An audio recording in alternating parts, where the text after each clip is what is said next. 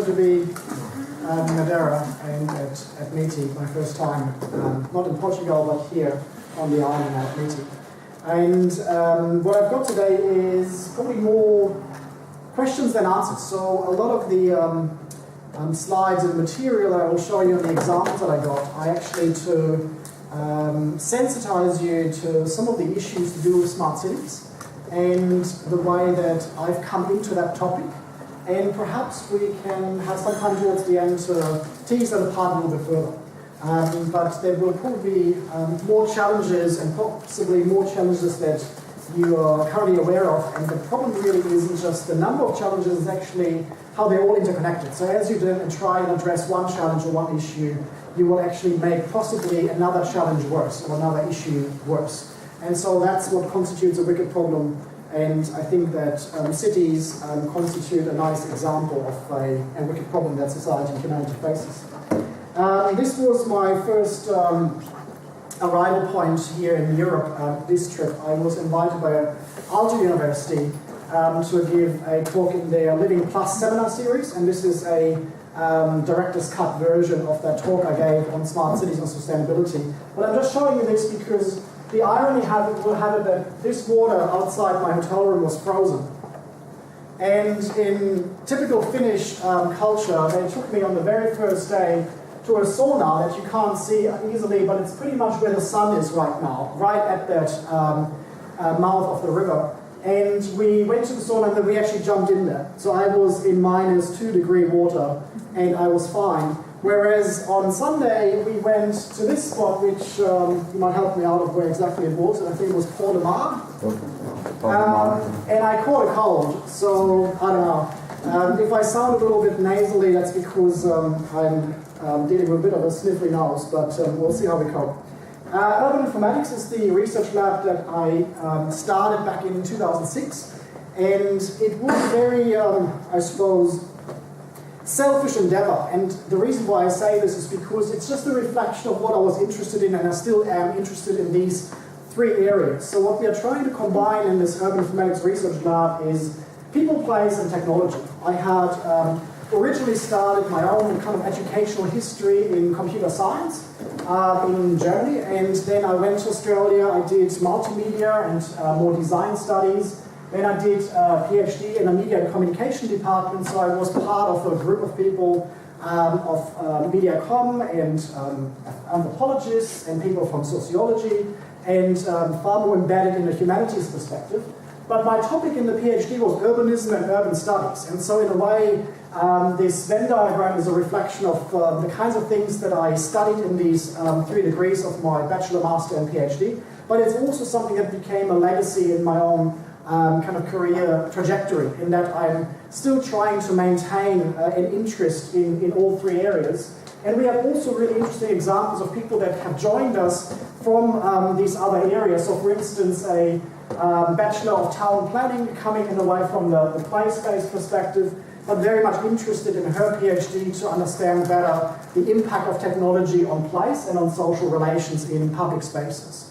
Or someone that came from an anthropology background joined us and is very interested in the way that we are looking at urban activism and the kinds of struggles of grassroots organizations activating and using the city and using technology and place-based kinds of interventions in order to bring about change in their local environment.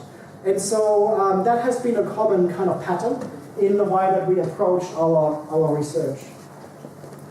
There's a whole bunch of projects on our website, and it also reflects that kind of diversity. So rather than the way that a lot of the American universities are currently defining urban informatics pretty much just as data visualization, data capturing, data analysis, we have a much broader definition of urban informatics that brings together urban computing and urban interaction design interests, as well as the critical design and the critical thought. So there's a bunch of projects around refugees, around living labs, around social entrepreneurship, and that is mixed up with the more typical smart city projects around sustainability and transport and mobility.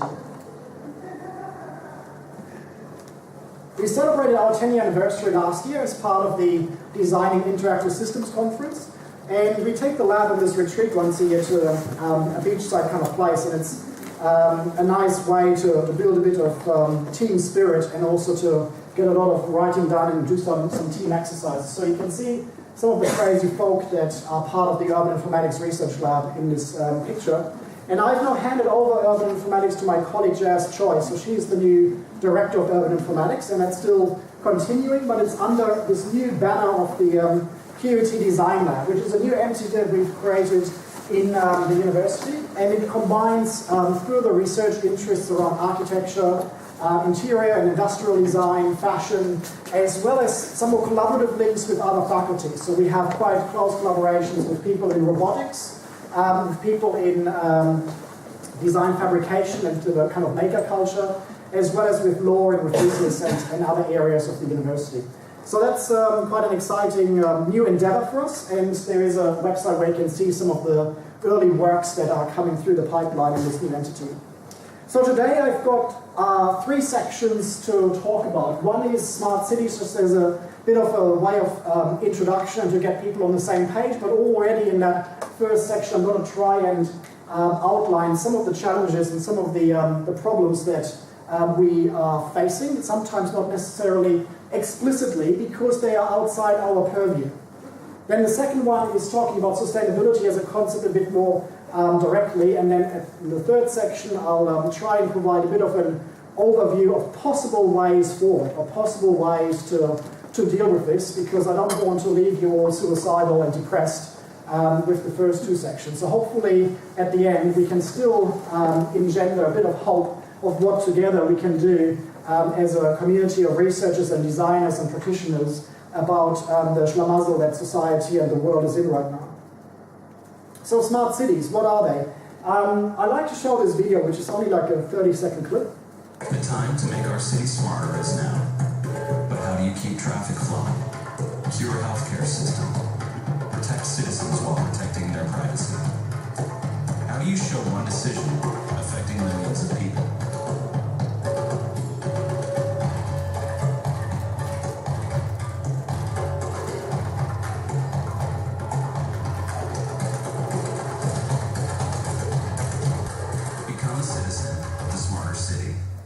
So I went to YouTube, I typed in a smart city. There's a whole bunch of these little trailers that you can find. This one happens to be about IBM. I'm not sponsored in any way by IBM, I'm not necessarily overly negative or positive about them. It's just an illustration of some of the kinds of narratives that you find in that commercial context. And being maybe a little bit cynical, the way I think about it is that there is a kind of opportune moment in this commercial setting where software vendors and service providers, such as the big 4 accounting firms, have come together and realized that cities are actually a new market. Okay, they've done a lot of their success is based on selling their software products and their consultancy services to large corporations, and that is still continuing. And if you go to any large airport, you can see the testimonials on big posters on the side where Nestle or Unilever or Audi or BMW talk about how they were driving growth and productivity and efficiency using products from IBM and Cisco and SAP and KPMG, and the list goes on. So what do you do when you have this cash cow and you need another cow to milk? Well, the idea really is, and that's why I'm saying it's a little bit cynical, but there might be a grain of truth in this, is that these companies realize that cities could be reframed as corporations. So as you then embrace a city as a business, as a commercial organization, you can use the existing suite of products and services and consulting offerings, and you knock on the door of the mayors and urban planners and architects. And so this is exactly what's happening. I've been talking to various city administrations, both in Australia as well as in other countries, and they say we are getting all these people come in and they all want to sell us some sort of product to solve our transport problems, to solve our waste management problems, to solve our lighting problems. We didn't even realize we had lighting problems, but apparently we do. We need to change all the lights into LED lights. I don't know whether it's a good idea. Apparently they will have now sensors embedded and they can be dimmable, and so forth. And so that conversation has been going on, and there is a lot of cities that are kind of going, help, I have no idea what's going on. Then there are some richer cities and they've said, okay, here's, take my money, please take my money and do something. because I want to be the first city to be called the smart city, and everyone obviously wants to be the true, genuine kind of smart city. So that's an interesting kind of conversation that is currently going on. And so looking at this from a research point of view, let's try and dissect this a bit further. So one component that makes up the smart city discourse is broadband connectivity. That is one of the kinds of elements that actually makes all this possible. We are talking about ubiquitous computing and how the internet and mobile devices and digital devices are not just at home and at work, they're everywhere, they're ubiquitous. This picture is actually not necessarily a reflection of ubiquity, it's a rendering that Mark Graham at the Oxford Internet Institute has produced, and it's an abstraction of the global submarine fiber optic cable network. The interesting thing about this is that it's actually a way to also illustrate that the original design principle that went into the internet by Vint Cerf and by others in the TCP/IP protocol is maybe not holding true anymore, because there might be ways to target any of these subnetworks and these nodes that are really important to the integrity of the internet. So if they were taken out, you might actually have quite a visible impact on the overall bandwidth of the global network. The second big component in what we are talking about in terms of smart cities are smart personal devices. The most important one really is the mobile phone that gives us this window into the digital world. So rather than having the separation into the real world and cyberspace, which is what a lot of people in media communication studies and sociology and so forth dealt with in the early 2000s, we've actually now done away with this dichotomy, and we are now talking about a much more fluent, kind of seamless transitioning between the online and offline world. And the mobile phone is definitely a big piece that is providing this glue between online and offline. Some people refer to it as hybrid space. But there's more devices coming up. So this is Sergey, co-founder of Google, wearing Google Glass. Again, some cynical people call it glass holes. When they rocked up at the first conferences, because it was very weird to kind of, have this half cyborg in front of you. Are they recording you? Are they taking a photo? Is this recording our conversation? All sorts of implications with regards to the introduction of new devices. In a similar way to maybe how the mobile phone first was perceived as a really odd thing to have on a dinner table. These days, if you have your phone on the dinner table, no one really cares about it. There's fitness trackers, there's other kinds of devices that are part of this new suite of devices that are giving us a much more seamless and always highly integrated connection between the physical world and the digital world. I also count cars into this space, because as cars become smarter, they have more sensors on board, they become autonomous, they have higher levels of automation from level 3, 4 to a full automation of level 5. They also become part of something that will be significant and crucial in our discussion around the smart city. The third component that is bringing together and bringing about this rhetoric around the smart city is big data. There is probably three main categories: the Internet of Things and sensors and anything that isn't automatically operated by a human. It kind of operates autonomously, is producing a lot of data. For instance, I can do a remote check on how the humidity is going in my pot plants. As I'm here in Portugal, I can check up on what's going on at home using these sensor networks. The other category is social media data. So the data that we leak through our social interactions on Twitter, on Facebook and other platforms, they're also providing a really interesting kind of footprint, digital kinds of traces that we can look at and analyze, both from a commercial point of view as well as from a social point of view. And then the third category is open government data. So a lot of government entities at the local, at the state and at the federal level have started to open up these data sets, and a lot of people are getting very excited about what we can do when we mesh up these different data sets. So imagine a journey planner that uses transport data, but it's also based on real-time sensors that tell you exactly where the buses are. And rather than optimizing it for speed or distance, you could optimize it for, say, where your friends are right now. So if you had a great day and you want to catch up with someone, you might optimize your journey to say, let's bump me into someone that I'm friends with and we could catch up. Or you had a bad day and you actually want to avoid people, and so you can optimize and create a data mashup that avoids people and where they are right now.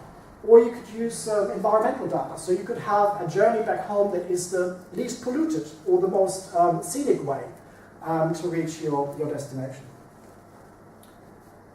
The fourth one is probably the one we are currently most interested in, which is not the personal devices, but the devices and the kinds of media that the city provides itself. So the interfaces of the city, public interfaces. This picture here shows Kevin Rudd, our former Prime Minister, as he was delivering the apology to Indigenous Australia.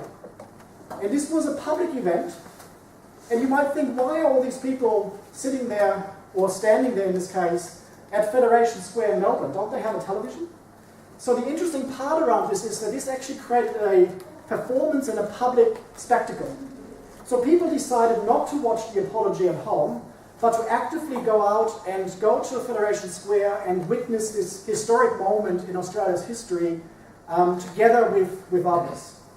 The other interesting part of this was when Kevin delivered the apology, and then the leader of the opposition at the time came to speak, and that person did not acknowledge the apology, people turned their back to the screen. They turned around in visible protest.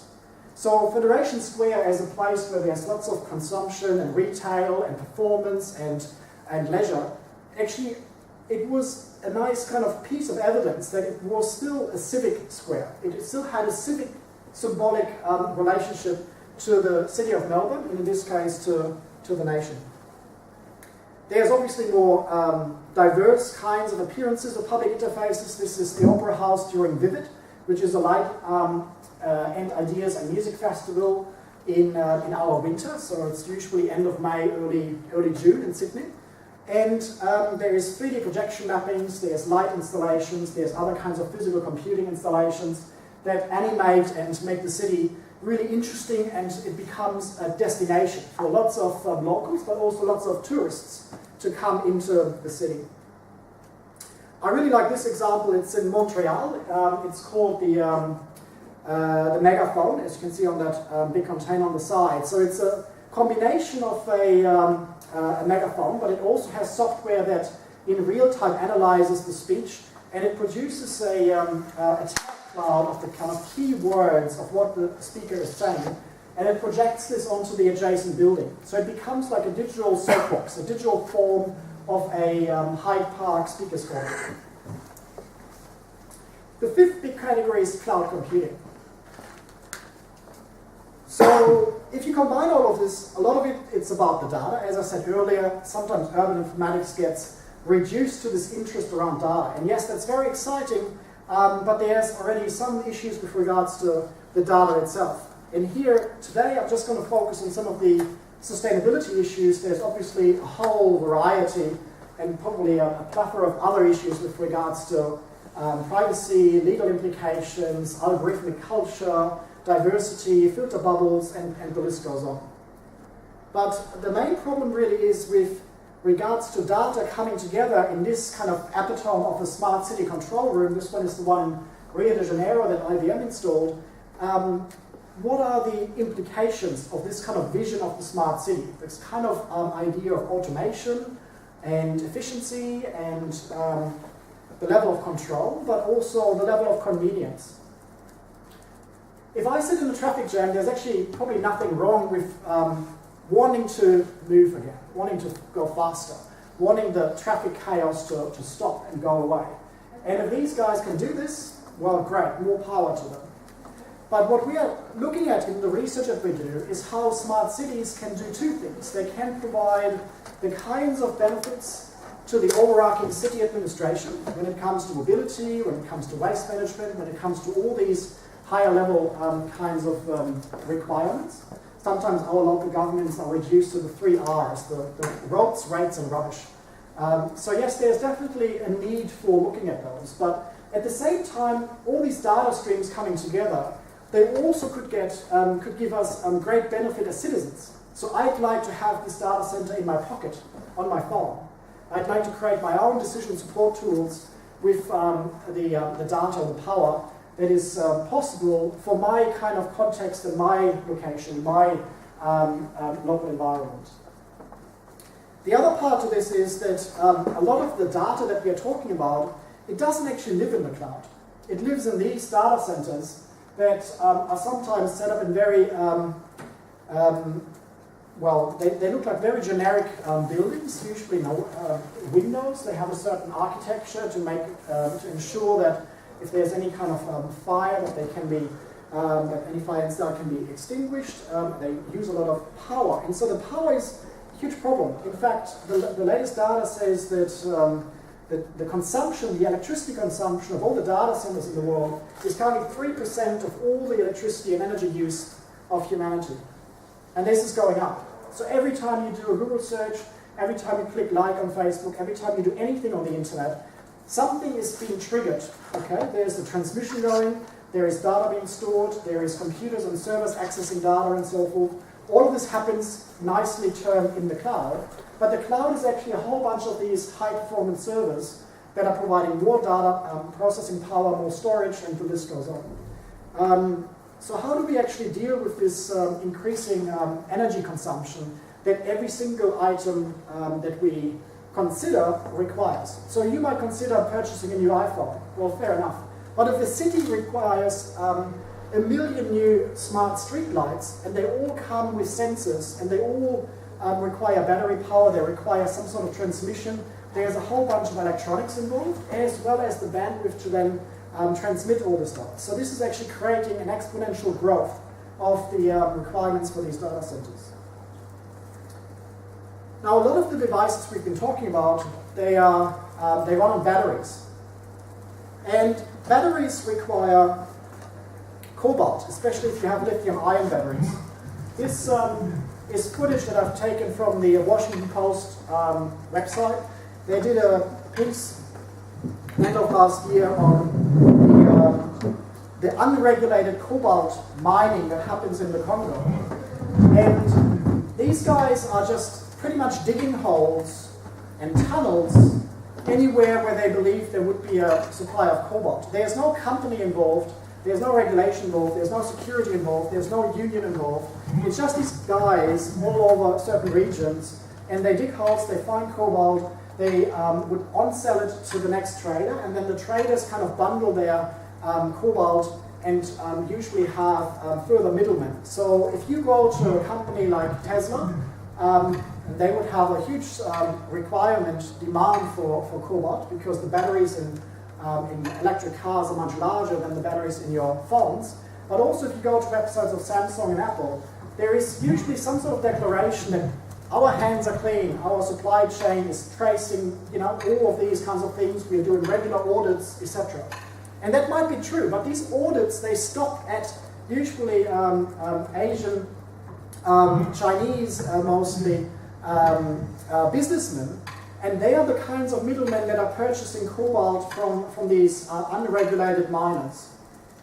So the audit wouldn't go any further because there's no trace of it. The cobalt just starts to come into the existence in the supply chain in the third or fourth step of the way. If you're interested, do have a look at the full article in the Washington Post. The other side of the supply chain is, if you kind of think of from cradle to grave, is the e-waste. So with a lot of the products that we're dealing with, there's this design notion of planned obsolescence, which means that a device doesn't necessarily last as long as it could. We are building certain features into the device that makes it difficult to repair. It might also make it easier at certain time of the life cycle for it to break, so that you are more inclined to replace it and buy a new one. In fact, a lot of the IoT devices and sensors that we've been seeing, you can't even replace the battery. So the battery would stay there for, even if it's a low-power device, for maybe even a couple of years, but then afterwards you actually have to replace the entire sensor rather than just the battery or just to charge it up. So this leads to a huge problem with regards to where does it all go. Okay, if you think of all the phones that you've owned, anyone aware of where they went? Can you trace them all? Do you have them all in your drawer? Have you sold them? Have you given them? Was it a hand-me-down to your brother or sister? Like, they're kind of out of view.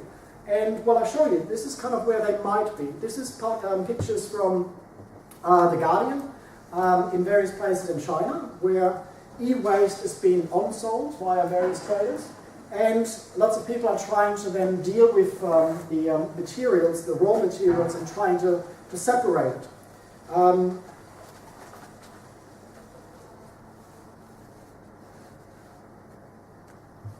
And this example here is from Al Jazeera. They also did an investigative journalism piece about the e-waste accumulation in Accra in Ghana. So I'll show you this little video.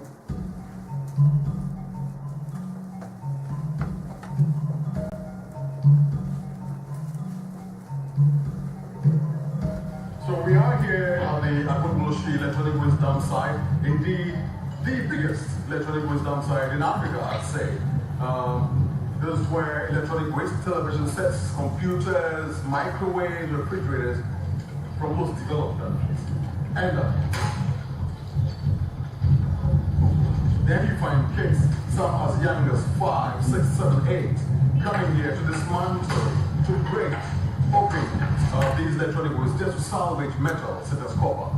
They sell these things to buy food, they use all the money to buy food, and they give some money to their parents, and some would use part of the money to buy whatever they need to go to school.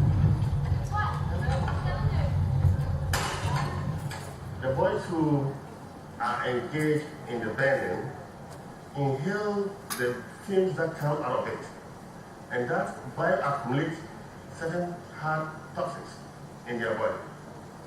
In our bid to ascertain that impact, we conducted the blood analysis of about 49 of these recyclers. The results reveal that the accumulation of lead in these boys are above the required standard, which is health threatening.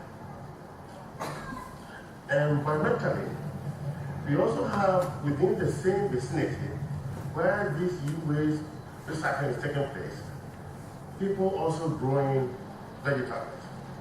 The point is, the smoke that swirls within the atmosphere eventually settles on these cabbages and green peppers and all the vegetables that are grown there.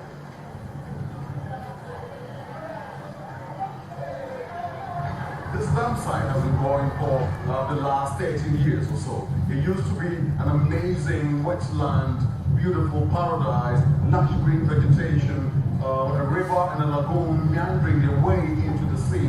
But now that is not the case.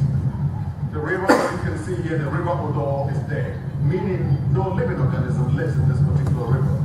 The soils are full of depths and depths beneath with heavy metals, not just heavy metals, but also plastics from computers, televisions, and refrigerators. And so much of all this toxic material will end up in the sea because of the water bodies here.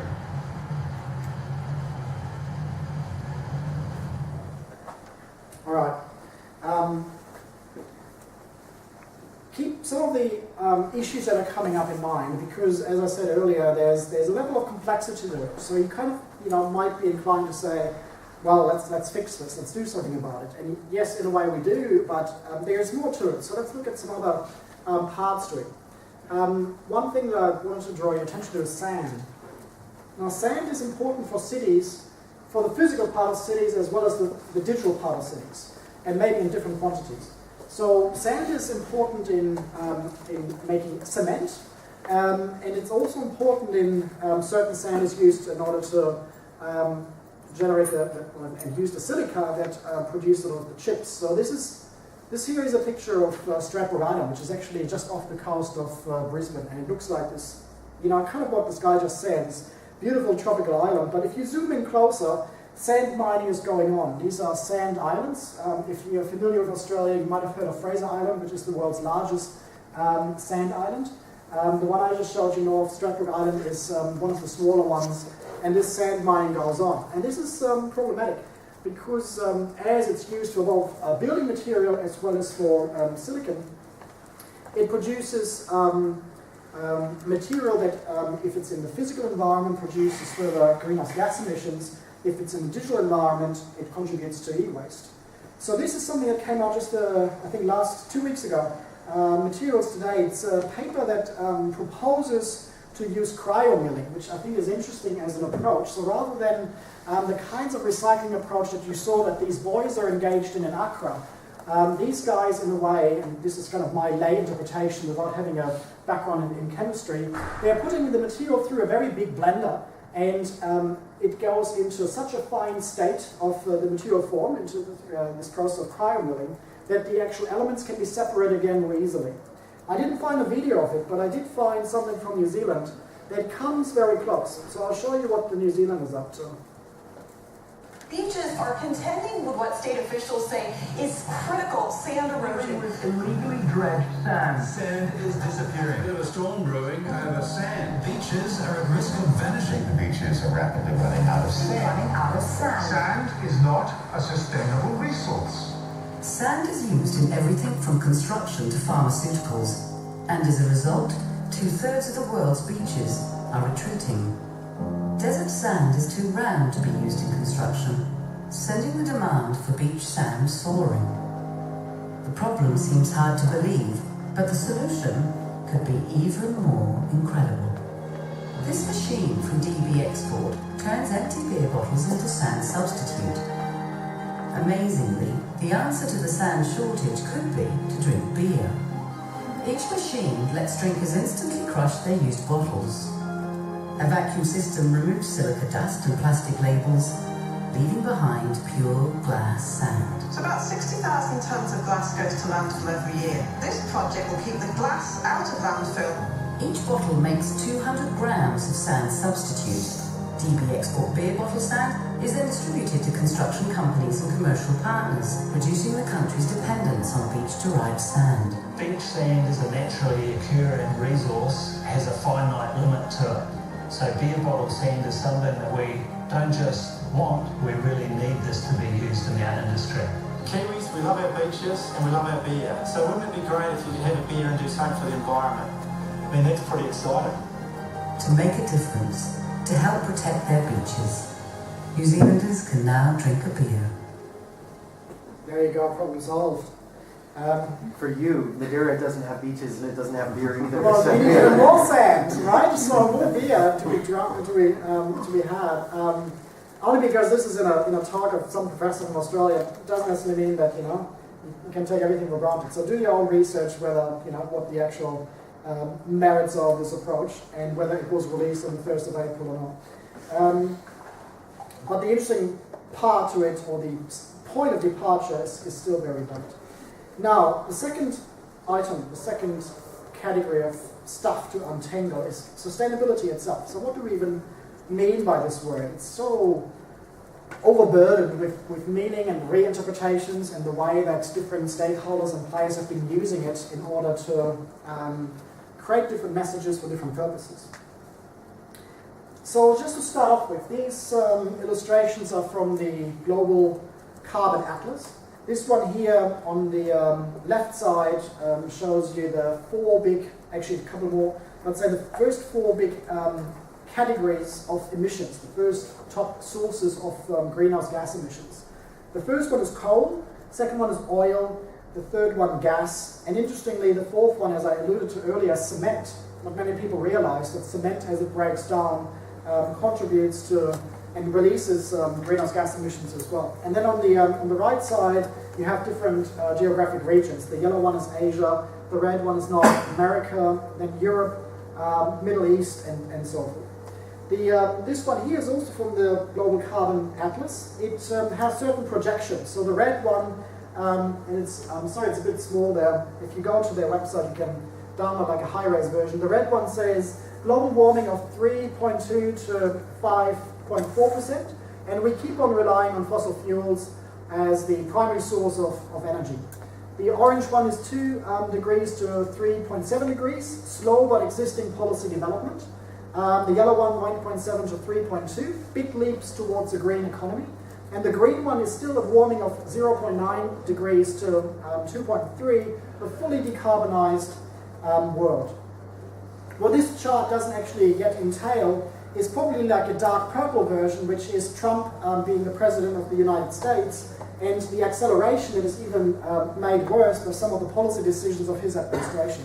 But what you also kind of see is the exponential growth is a really important mathematical element of not just the economy, but also in this case our impact on the environment. And so these little icons there on the right side talk about impact on the oceans, like sea level rises, the coral reef bleaching, the Arctic Sea is retreating. On land we have permafrost shrinking, significant negative impact on crop yields.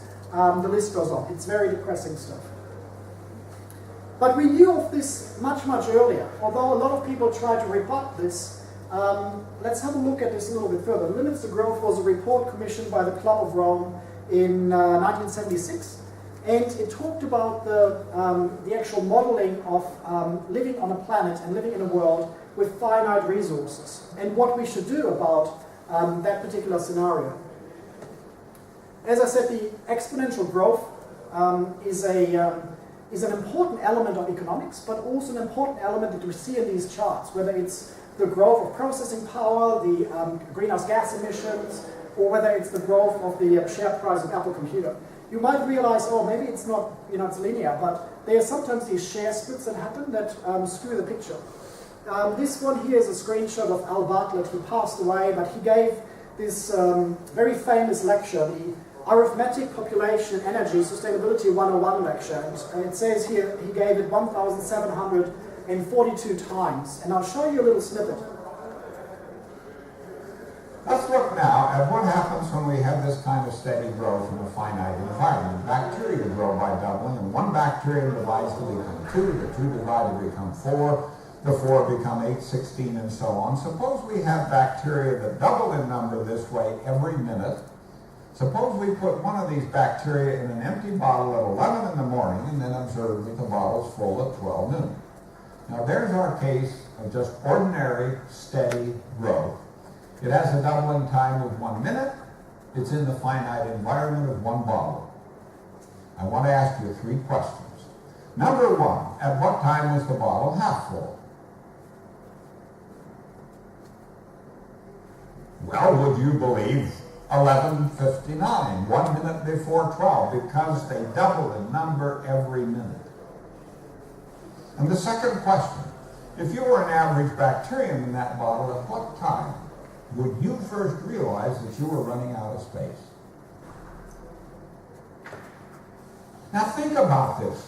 This kind of steady growth is a centerpiece of the national economy and of the entire global economy. Think about it. Well, let's just look at the last minutes in the bottle. At 12 noon, it's full. 1 minute before, it's half full. 2 minutes before, it's a quarter full. Then an eighth and a 16th. Let me ask you, at 5 minutes before 12, when the bottle's only 3% full, when there's 97% open space just yearning for development, how many of you would realize there was a problem?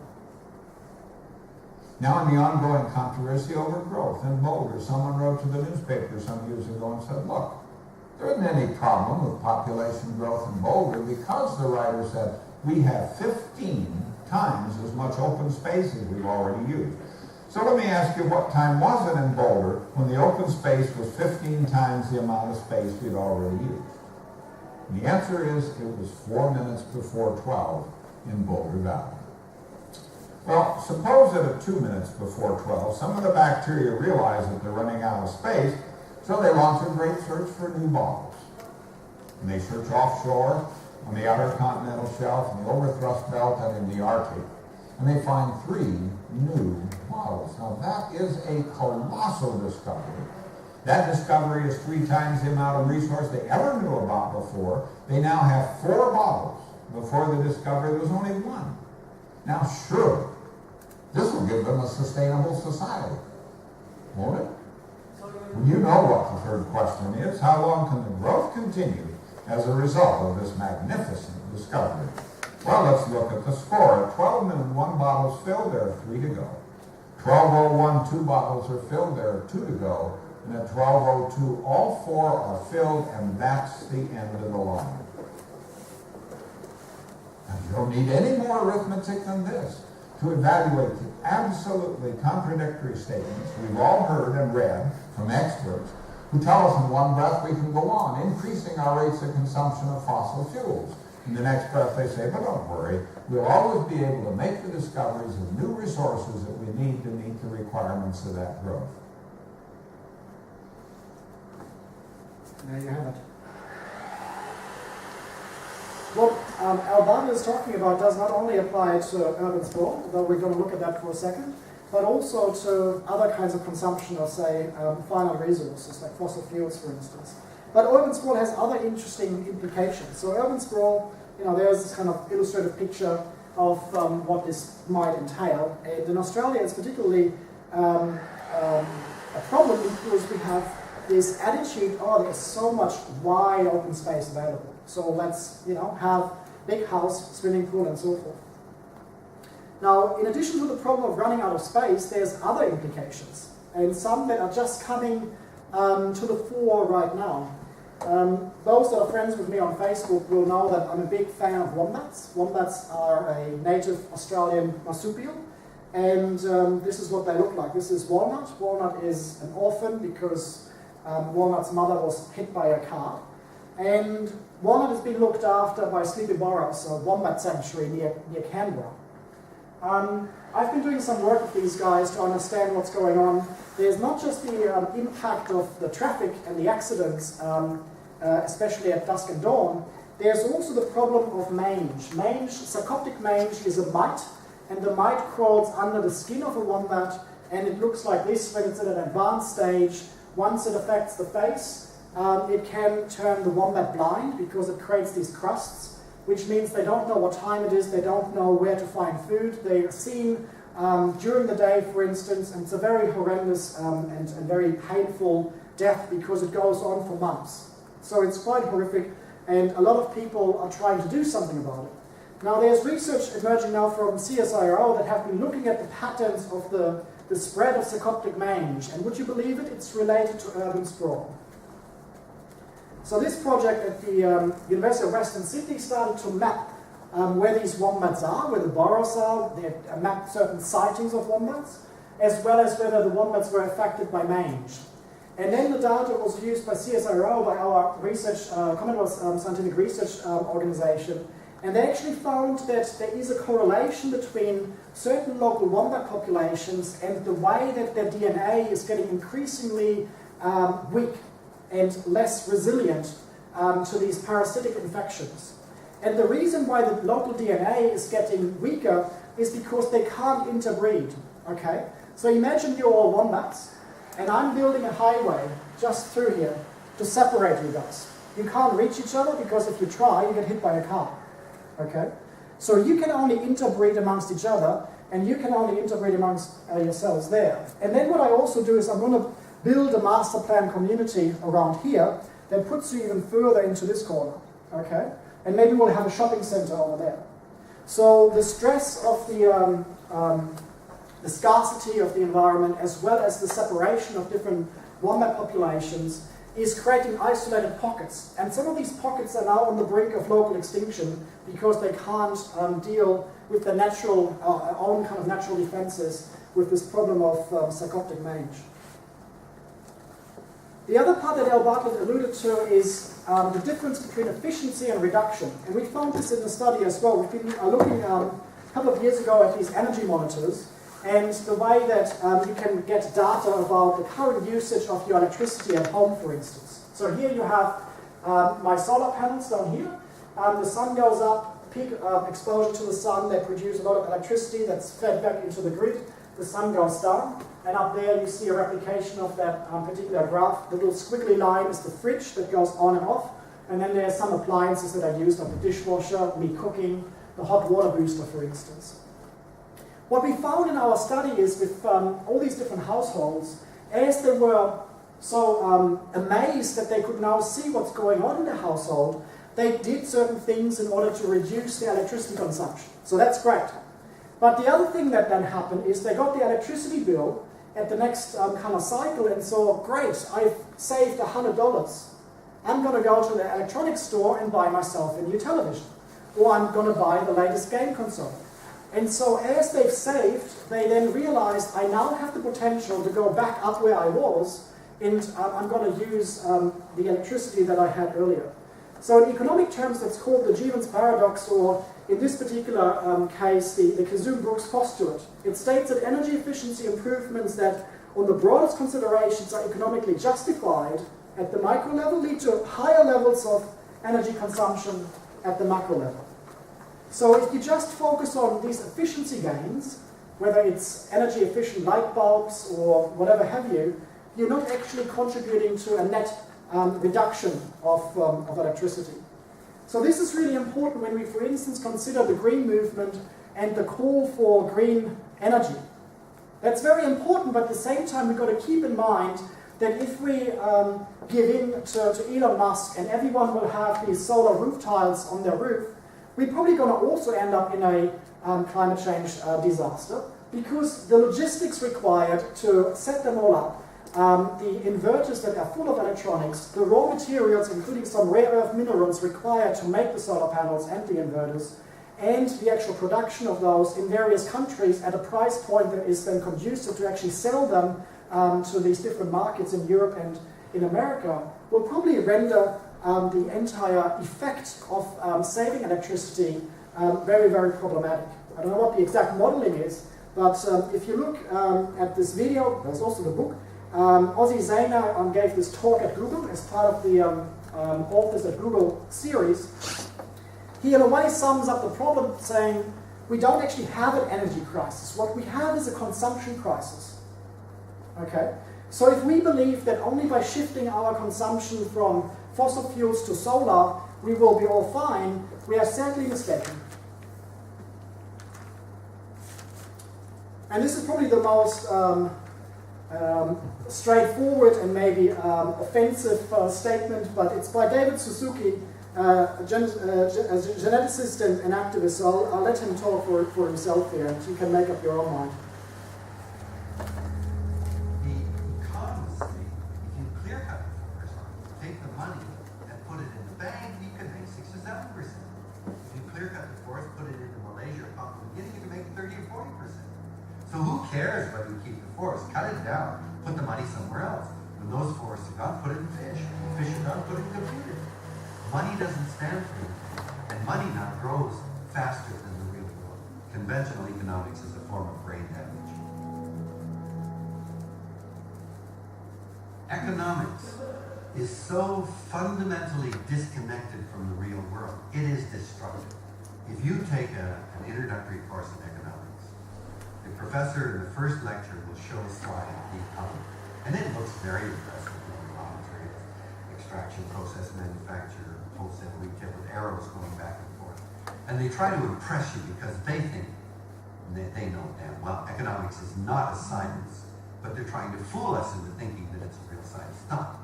Economics is a set of values that they then try to use mathematical equations and all that stuff and pretend that it's a science. But if you ask the economist, in that equation, where do you put the ozone layer? Where do you put the deep underground aquifers of fossil water? Where do you put topsoil or biodiversity? Their answer is, oh, those are externalities.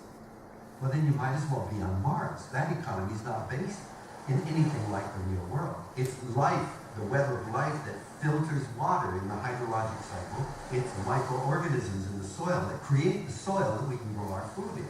Nature performs all kinds of services. Insects fertilize all of the flowering plants. These services are vital to the health of the planet. Economists call these externalities. That's nuts. I probably wouldn't go as far as calling some of my academic colleagues that they have a form of brain damage, especially because some of the more progressive economists actually realize what David is talking about there and has started to try and embrace the reform and the kind of more progressive theories in order to tackle this particular challenge. So there is actually a huge opportunity and a huge research challenge in economic theory to deal with some of these issues. So to finish up, a couple of pointers of what might be ways forward, and not any one of them will do, and possibly we need even more than these that I'm coming up with. The first kind of slide or the first image here is to, and I only saw this recently on my Facebook feed, but I think it nicely illustrates a particular way of approaching problems in the world, which is usually illustrated by the saying that if you are a surgeon, everything kind of starts to look like a broken leg, and so you try and fix it in that way. And so if you are an engineer, or you come out of the STEM tradition of science, technology, engineering, and maths, you might say, well, traffic jams, we'll have a fix for that. We'll just go over them, right? Great idea. It had lots of likes on Facebook. What this illustrates is kind of, yes, it might be a fix, but it's a very, I suppose, instrumentalized fix. It's very much driven by the technology and the abilities. It's embedded in a very much an engineering world. But what happens when you actually combine the knowledge and the expertise of an engineer with that of an artist, or that of a person from the social sciences and humanities? You might come up with different solutions. So let's look at some of these other possibilities. One thing that, and it might be a bit corny, but I think there's something to it, is this notion of you at the time that 2006, when the person of the year on the magazine of the Time magazine was you, as in it was illustrating participatory culture and Web 2.0 and so forth, and you were in control. Well, maybe it's time to revisit this, because what we really need at this stage is probably a more collective sense of humanity and society, that we're all on the same planet and so forth. And as I said, it might sound corny, but hear me out. So one big element, aspect of this is what we're currently researching around this notion of participatory urbanism, where people are actually able to have a greater agency. They're not just seen as residents or as consumers of government services or of actual retail kinds of consumption, but they are developing and maybe regaining an understanding and identity of being citizens. Okay? So in HCI, for instance, where the notion of the user is the kind of pinnacle of what we look at around usability and user experience and user this and user that, maybe we need to, in a way, reframe this around the citizen. Because just by doing so, we're actually introducing a whole new set of requirements into the equation, which might make our life a little bit more difficult, but maybe that's just the way it has to be. I really like this project by Troika. It's from, I think, 2004, so you might recognize in this little video, I'm going to tone this a little, an old Nokia phone. Apparently Nokia is bringing this out again, the 3310 or something rather. So they combined this with what at the time was considered a handheld data projector, and they started to project against city surfaces, cars and walls, and sometimes even people. And this particular artistic activism kind of project, what it's actually alluding to at a very early stage in this development of participatory urbanism is that the city is more than just an agglomeration of infrastructure and buildings for you to get from A to B and to consume services. The city can actually also provide the kind of civic ecosystem for us to engage in new forms of deliberative democracy.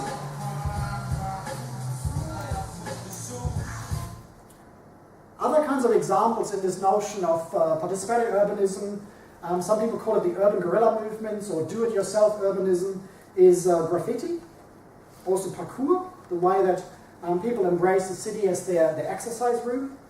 Parking day, once a year people feed the parking meter, they come out and set up deck chairs and astroturf, and they actually turn the car parking space into an actual park. Again, in order to engage in what we might call participatory placemaking. This one here is called guerrilla knitting or yarn bombing. If you search those terms, there's some amazing photos that come up of people going out there in the urban environment, taking measurements of street assets and urban furniture, and then coming back and wrapping it up in knitting wear. And sometimes those events then also are combined with festivals, with musical performances, and some of the more progressive city governments are actually embracing this now as a form of creating this kind of cultural vibrancy in cities.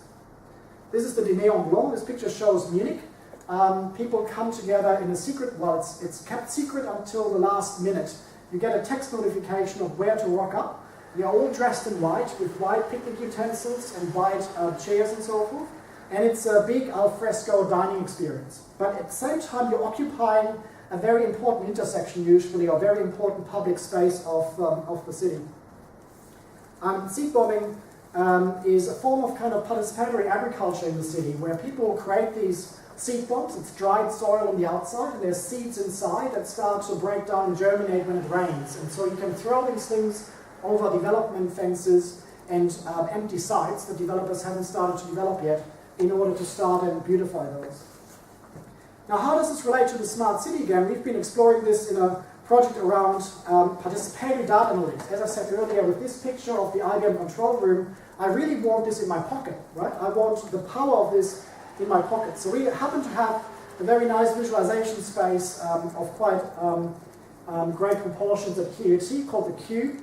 And we've been doing this project with food trucks. So the food trucks in Brisbane are a bit of a novelty, and lots of people love going to food trucks for dinner. This particular project was looking at gathering all this data, but not for the mayor or the architect or the urban planner, but for individual freelancers and traders that were trying to optimize the way that they were placing their food trucks in the city. So we had this data visualization brought all the way into the city space. And this is one of our PhD students, and how he's kind of arranging the cuisines across Brisbane together with these food truck operators.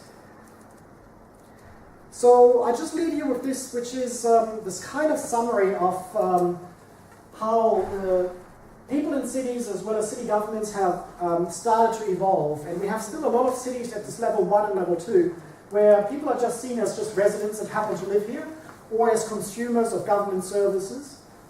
More progressive cities are embracing people as participants, but sometimes that's also limited because you only get a chance to participate when it suits them and the kinds of questions that they want to ask. The fourth level is really where you have citizens as co-creators, and the city government becomes more of a collaborator that works on the same level. So we've been talking over the last 2 days around action research and participatory design, for instance. It's actually embracing some of the principles and paradigms of those research domains within city governments themselves. There's more research challenges. So I already mentioned the economic part to it, how we really need desperately a reform of economic theory. I think the other big challenge is actually in the humanities and social sciences, particularly with regards to communication studies and media studies. What I talk about here in terms of dialectics, this is a little bit small, but just have a look at those little diagrams on the side.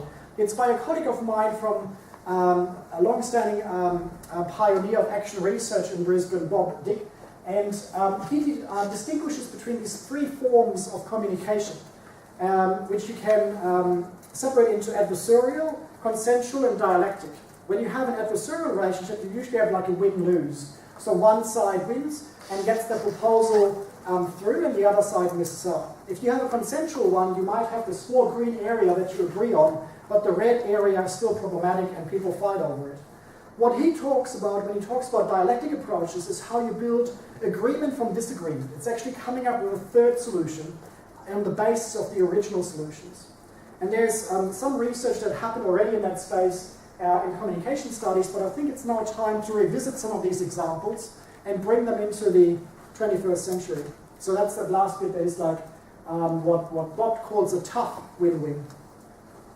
I found this example from the University of the Arts in London. It's called London is Changing, and they've been interviewing people that were in a way moved out of London because of gentrification process. So we're not able to afford the rent anymore in their own city. They had to leave London. And they were interviewed, and some of the key quotes of what they said were put up on these billboards, these digital billboards that are in the same spots where they used to live. And so it provides this very first step towards breaking a filter bubble so that people that are now living there see in a way the responses and the opinions and some of these kinds of quotes from the interviews that were created. So part of what we're trying to do in our research is combine the communications part but also the urban interaction design to come up with new forms of innovation and new forms of collaboration in the city. So it's looking like this triple helix that's been turned into a quadruple helix, and you can kind of spin this even further. Some people are talking about the pentahelix. But what we're kind of interested in is more how to make them gel, not just how to bring different stakeholders together and recruit them, but once you've recruited them, you're actually going to work with them on successful outcomes. And so this is some work that we are doing led by one of our team members, Irina, that looks at incubation spaces, co-working spaces, the way and the role of local governments and libraries, as well as university players.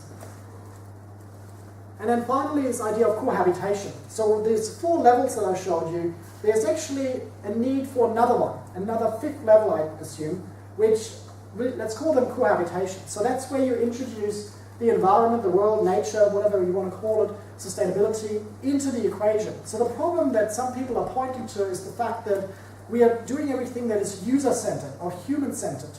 Perhaps we need to actually decenter the human in design in order to achieve a worldview that is more equitable and that also considers some of the other living beings that don't have a voice in this equation. And this is some work by Natalie Jeremijenko. She gave a keynote at the Designing Interactive Systems conference, and she does some quite out there and crazy stuff, but it's very much illustrates this idea of cohabitation. So this one here is the butterfly bridge that she set up. So you can see this problem that I alluded to earlier with the wombats, and the wombats were separated. So in this scenario, you're both kind of butterfly colonies, and if you try and flatter across, you usually get hit by a car, by a truck. And so there's the same problem of the DNA weakness. What she's done here is she's created this connection between the 2 trees with different plants that are growing in between that attract butterflies to fly higher up in order to get onto the other side. So there's just kind of one illustration of what this might look like, and this is what it looks like in the actual project that was done, the butterfly bridge. I got this video, but I think I'm going to skip this just to wrap up.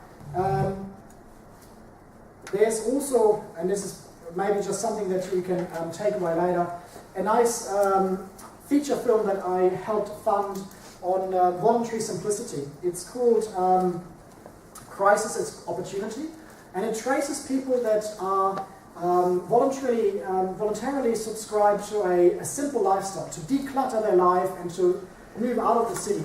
And I agree that's not necessarily for everyone, but it's really interesting from a research point of view to look at some of these forms of simple living and also what the economic principles are at play, because the interesting fact around this is that this project was led by an economist, out of all people, at one of the most conservative universities in Australia, University of Melbourne.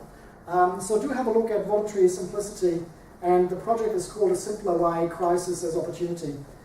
This is the trailer for it, but in terms of time, I'm going to skip it. So I'll leave you with this, and with hopefully a lot of different questions, as I said in the beginning, a lot of different questions to ponder.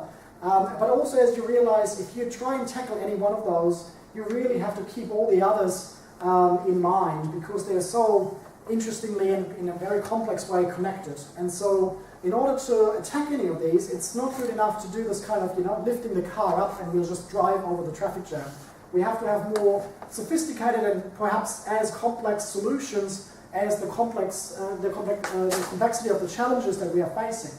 So my hope is that we actually, as designers, as engineers, as people from the social sciences and humanities, are going to work together and realize that we need to activate the expertise and the knowledge of the different disciplines in order to come up with something that is more than just multidisciplinary. It really has to be transdisciplinary, where we learn from each other's methodologies and approaches in order to tackle these problems. The Open Agile Smart Cities Network is something to keep an eye on. I won't go into the details there, but there's a whole bunch of cities that are also realizing that this is a problem, and they are coming together as a community of practice in order to deal with some of these challenges. And I also refer you to this book that we've edited that contains a whole bunch of great chapters around urban interfaces, activism, and placemaking. And we were lucky to get Saskia Sass to write the epilogue for it, which was published by Springer last year. There's a summary of some of these approaches around people-led or co-creation, co-creative cities in this article in The Conversation, which is written in a more accessible manner than big academic books that was published last year. So with that, I'll leave you and say thank you very much.